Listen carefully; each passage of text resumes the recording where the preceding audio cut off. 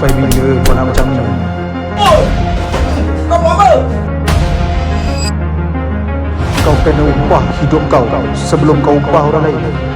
Pak dia, Afro dah sampai.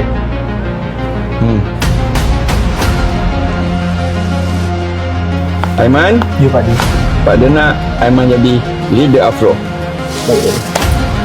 Pak dia, di kalangan dompet kau ada pengkhianat. Ini bukan berkhianat. Ini dah kira istilah perang.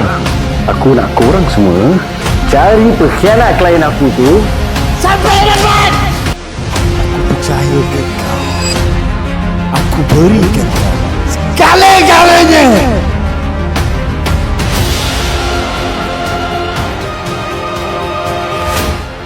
Kak Kam, itu kau ada jual flat kan? Kau adik? Aku dah jual beres. Bro, kau pula? Afzal, kau goyang?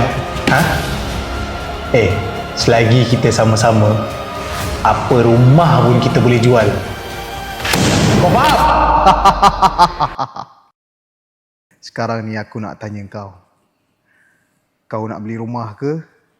Kau nak join Afro?